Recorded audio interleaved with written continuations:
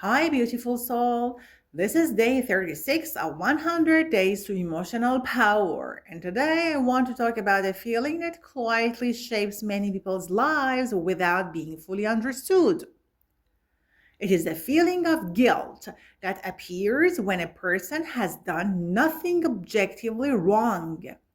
Some people apologize constantly, explain themselves excessively, feel responsible for other people's emotions, or experience discomfort simply for resting, for saying no, or for prioritizing themselves. The guilt feels real, heavy, and convincing, even in situations where no actual harm has happened. This kind of guilt often begins very early in life. When children grow up in emotionally tense environments, they naturally become sensitive to the moods, reactions, and needs of others. A child may notice that when they express anger, disappointment, or independence, someone in the family becomes upset, withdrawn, or critical. Over time, the child unconsciously learns an emotional equation. If other people feel uncomfortable, I must have done something wrong. This lesson becomes deeply internalized and continues into adulthood. Let us notice how this appears in ordinary daily life. Imagine a woman who finally decides not to answer work messages after 9 p.m. She turns off her phone and immediately feels uneasy. Nothing bad has happened, nobody has even complained yet, but inside her mind, there is tension, almost as if she has violated an important rule. Or imagine someone who says no to attending a family gathering because they genuinely need rest. But instead of relaxing peacefully, they spend the evening replaying imaginary reactions in their head and feeling selfish for protecting their energy. Another example appears in conversations. Some people automatically apologize before expressing even simple needs. They say things like sorry to bother you, or sorry for asking, or sorry if this sounds stupid, even when they're making completely reasonable requests. The apology becomes automatic because somewhere deep inside they learn that taking up emotional space might inconvenience others. We also see this guilt around rest and pleasure. Imagine someone sitting down on a quiet afternoon with tea and a book, but instead of enjoying the moment, they feel restless because chores remain unfinished. Their body is physically resting, but mentally they feel guilty for not being productive. Often, this comes from environments where rest was associated with laziness and worth was connected to constant usefulness. Sometimes the guilt becomes strongest when a person starts changing. For example, imagine someone beginning to establish healthier boundaries in friendships or relationships. They stop answering every message immediately. They stop solving every crisis. They begin saying things like, I cannot help today, or I need time for myself. Even if these boundaries are healthy, the person may feel overwhelmingly guilty afterward because their nervous system associates self protection with selfishness. It is important to understand that this guilt is often not a sign of wrongdoing. Very often, it is simply a conditioned emotional response.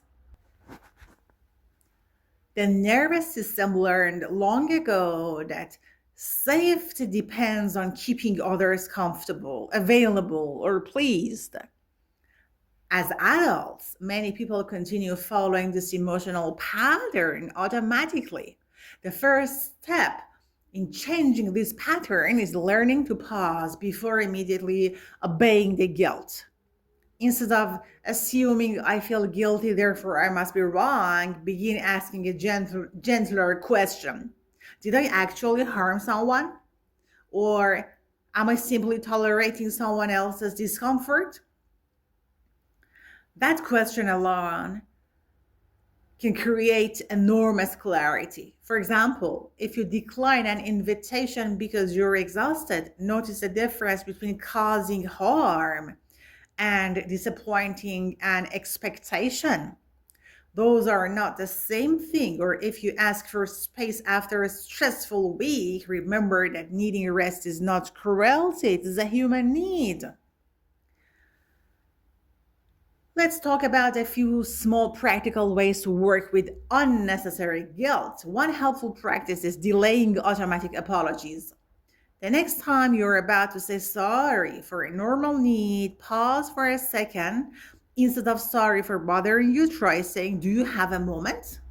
Instead of sorry I cannot come, try I won't be able to make it today. These small language shifts slowly retrain the mind to stop treating normal exercise as a burden. Another helpful practice is allowing small moments of discomfort without rushing to fix them. For instance, if someone seems mildly disappointed because you said no, resist the urge to immediately over explain or reverse your decision. Sit with discomfort for a few minutes. Over time, your nervous system learns that other people's disappointment is survivable. Writing can also help. At the end of the day, notice moments where guilt appeared and ask yourself whether the guilt matched reality.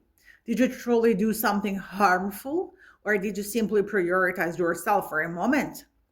Many people begin realizing how often guilt appears automatically rather than rationally. Real life gives many opportunities to practice this gently. Imagine you're tired after work and decide to order food instead of cooking. If guilt appears, remind yourself that convenience is not failure. Or imagine choosing not to answer a message immediately because your mind feels overstimulated. The world usually continues normally, even though your nervous system initially predicts danger. Another important shift is learning that kindness and self sacrifice are not identical. Many emotionally responsible people believe they must always be available in order to be caring. But true kindness includes honesty, boundaries, and sustainability. A person who constantly abandons themselves eventually becomes emotionally exhausted, resentful, or disconnected. It is also helpful to observe people who move through life without excessive guilt. You may notice someone calmly saying no without apologizing repeatedly, or someone resting without needing to earn it first. Observing these behaviors can slowly normalize healthier emotional patterns inside your own mind.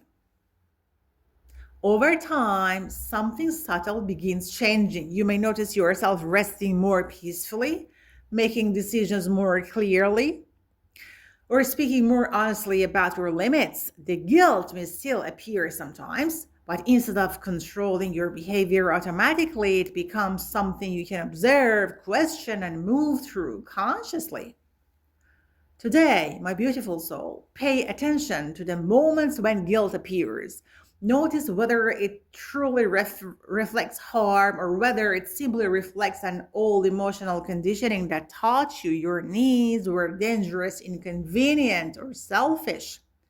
Remember, emotional power is not becoming cold, selfish, or indifferent. It is learning to care for others without abandoning yourself in the process. If this talk spoke to you, if you recognize yourself in these examples, if you felt understood while listening, Then stay with me for the rest of this journey. It is day 36 of 100 Days to Emotional Power, where each day we gently talk about emotional patterns that many people silently carry for years. Subscribe, keep listening, and allow these talks to slowly strengthen the relationship you have with yourself. You can listen while cleaning, resting, or walking, like a quiet conversation that slowly brings more clarity into your life. And if you want, share your thoughts, ideas, and questions down below. I would love to hear from you. See you in the next audio.